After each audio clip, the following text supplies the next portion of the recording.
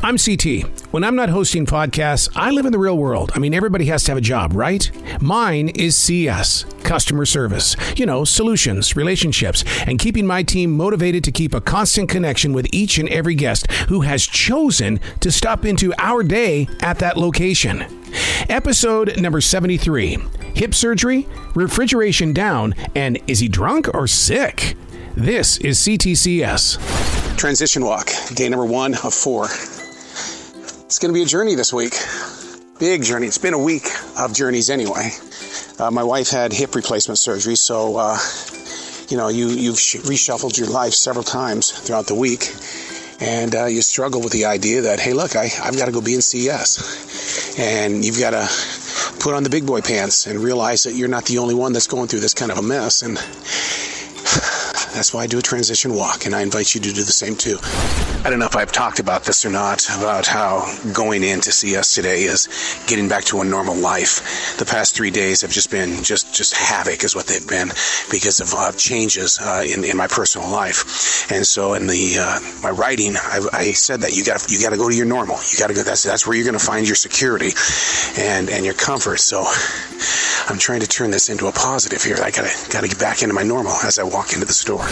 I was with a radio jock last night at a movie promotion, and I was telling him that I wish that all radio people would spend some time working at a grocery store. And he kind of looked at me and he goes, "What do you mean?"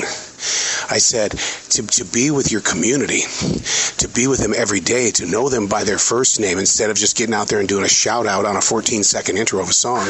And he goes, "You work at a grocery store?" And I go, "Dude, you have no idea. You have no idea." And here's one of the reasons why I say that. Mr. Suarez, he was the guy that did my wife and I's wedding cake 30 years ago. He and I just had the most brilliant conversation. Whereas if I were on the radio, I'm just another voice.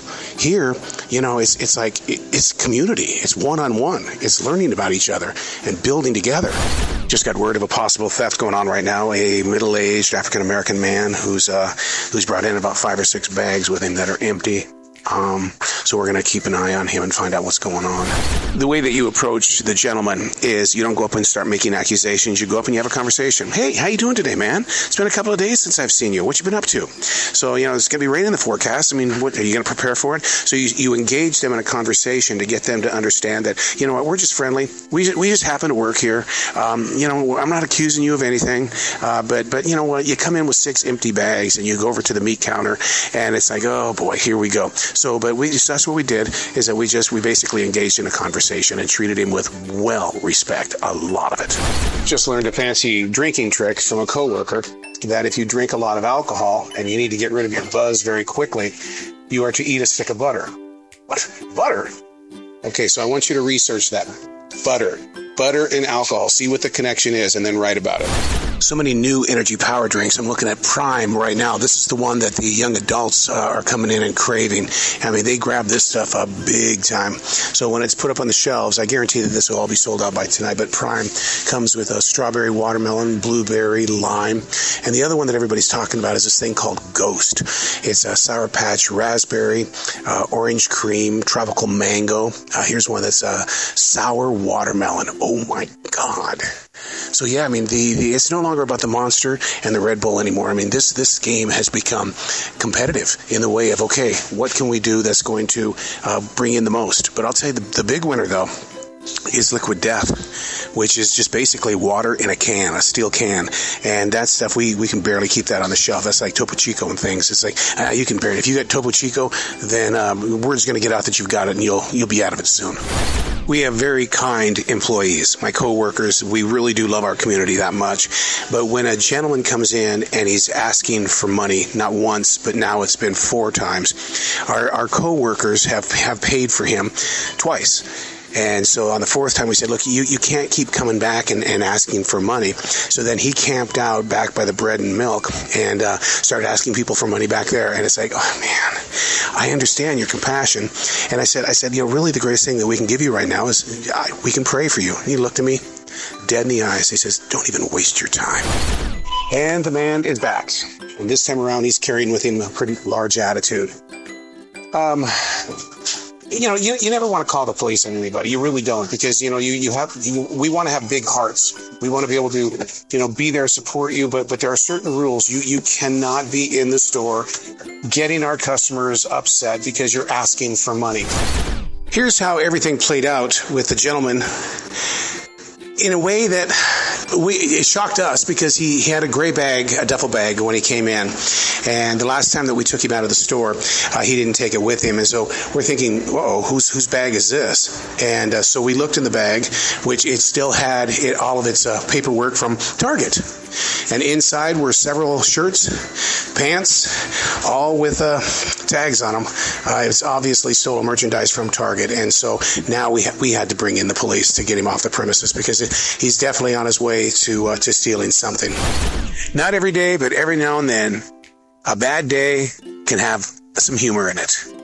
So I've known the former governor of the state of North Carolina for many years, even back before he was like a 6-time term, mayor of the city. And he's in the store today, and he's looking for the A1 steak sauce. So I guide him to the A1 steak sauce. And the funniest thing about it was, he grabs it and goes and he sees that the store brand is a lot cheaper. And in the process of making that move, he knocks over a bottle of the A1 steak sauce onto the floor, shattering all over the place. But just his reaction was so comical, because he played into it. And that's the thing about him, is that, even though most people would be stunned and they'd be embarrassed, but he played into it. I mean, he wanted to see that video. He wanted to see what his real reaction was. But my God, I needed that. And to be right there for that, it was comic relief. All right, day number 2 out of 4. Headed into CS. No transition walk today. I booked myself some late interviews. One of them was with Charlotte Rampling, who's got a brand new movie out called Juniper. Great conversation. And the next one was scheduled for 12 noon, and the actor didn't show up. No reason for me to say who it was. You just sit there and say things happen. This is the movie he's doing, premieres today, and being a part of a movie promotion company, I know what it's like on premiere day, and you're being pulled in every direction. So no transition walk today. So I'm going into the store cold. Come on, I'm not the only one that does this. How often do you go to work? You didn't warm up your thoughts. You're going in cold. Well, this is news that you definitely don't want to walk into. The C.T.C.S alarm has gone off, and I was just told refrigeration is down throughout the entire building. We've got managers running in every direction, and we've got to do whatever we can to protect everything that's inside those refrigerators right now. It's like a Looney Tunes cartoon here. I mean, now the phone system is down, so we've got refrigeration and the phone systems down, and they're trying to reboot computers, and they're on the phone at this point in time, all managers. Pretty reckless right now. The unofficial word that I got was that we had some sort of a surge, and that surge shut down the major computers, and so all of a sudden all these alarms were going off without becoming a problem. Now the phone system went down, but everything's been rebooted right now, but still we have the electronics doctor and the refrigeration doctors on the way, but right now it's the official. Man, how are you doing? I thought you walked everywhere. I'm walking up, but not up here. I think I'm getting ice cream. Have a great weekend. You bet. The physical fiasco with the coolers has drug on pretty much all day today. And we've had experts in here. They've had to go out and get different parts. And they've worked on the computers. They've looked on the motherboard of the compressors. And so things are finally cooling down, but still the alarms are going off even 6 hours after we've been here. We've busted 2 thefts inside 10 minutes. The first person was a blonde girl, maybe 21, 22 years old, stealing hard seltzer, and now we just had somebody try to take a 50-pound bag of dog food. Our game is on tonight, man. We're watching everybody. I don't think we're ever going to run out of first-time things. Go up to a woman, because she's bobbing her head up and down inside aisle number 2. She's standing next to bowls. It's little things that we have that are hanging out that you can buy, individual bowls. And she's licking every one of them and putting them back. And we look at her and we go, you can't do that. You've got to buy those bowls. And she goes, what do you mean? You can't lick the bowls. You can't be licking them and placing them back. So we escorted her to self-checkout, and we had her buy them right on the spot. All right, here we go. Day number 3 in CS. No transition walking again today. When your wife has replaced your hip, you find yourself doing things around the house that you've never done before, so you run out of time very quickly. This is the first time in my life that I've ever had to caretake for somebody, and so I'm just doing a lot of things. It's the real world, right? Isn't that what going to CS was all about? To take me away from a radio world that was so fake? And now that I'm dealing with this, it's like, okay, you asked to be in the real world. Live it. So 3 girls come into the store last night. Okay. 3 girls. They go straight into the bathroom, all 3. Joe has a complete fit. And so he sends Tristan down to get him out of the bathroom. She knocks on the door. Fuck you. What? The girls do, yeah. And Joe goes, that's it. You're out of here. Wow. Were they drunk? No, they were teenagers. Wow. The whole entire cheerleading squad from the nearby school comes in here, starts riding the carts inside the carts. No. Yeah. Well, he had a whole conniption and was telling me he was uneasy. He goes, I'm tired of kids and I'm tired of them coming in here with backpacks. Yeah. He goes, I'm tired of them finding trouble. And I'm like, damn, it's 11 o'clock in the morning. What's wrong with Joe? But that must be what. Yeah. We had 3 thefts in a row that we busted. The 4th one we didn't get, and it took the steam right out of us. It just totally wiped us out. Yeah. So there's a new donut that we are doing now. It's I don't even know how to pronounce this. Paczki, Paczki. I mean, you should see this chocolate ice Bavarian cream, glazed raspberry. I mean, anything to go against Krispy Kreme. I dig it. This powdered donut over here, it's powdered apple. P-A-Z or P-A-C-Z-K-I. You know I'm going to have to buy this, and we're going to have to munch it out on this podcast. Well, you never want to be in this part of the world. We have a co-worker that's in question right now. Very bright face red, eyes wide open, a lack of energy to get involved. Now, I'm hearing raspiness in his voice, and I'm saying it's allergies, and he's on allergy medicine or he's on cough medicine, and they're saying other things. People in the management says, okay, do we sit down and talk with him? Would that embarrass him too much? What do you do when you have an employee that really looks like that they're drunk on the job? The person in question was invited to take a break, 15-minute break. This is going to be one of those situations. What would you do? 15-minute break, 45 minutes later, he comes back. He has no excuse. He's just apologizing. What would you do? How are we going to handle this? Everybody seems mad at me because I don't smell the alcohol on his breath, and I've been getting up as close as you can legally. But the one thing that I've noticed about this guy is that when he talks, there's smoke coming out. And so new guy Bill goes, well, because he vapes. And I said, but wait, it wouldn't stay in his lungs that long. Is he sneaking something into those lungs? And if he is, how is he doing it? Just got to have a very important meeting about this situation that we're going through right now. And it's one of those where it's like you want to go and ask questions, but you don't want HR brought into it because, I mean, we could be absolutely 100% wrong in this situation. So the manager that's on duty right now says that he will bring it up to the higher managers about the situation. But for the rest of us in CES, what we're going to do is we're going to handle this with tremendous amounts of love and care. There will not be any till counting for this gentleman.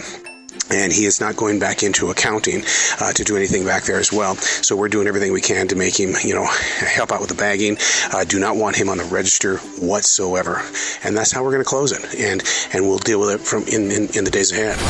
Day number 4, headed into CS. Kind of an interesting transition walk today. It included someone else on the walk. Someone other than Jazzy, my beautiful pointer.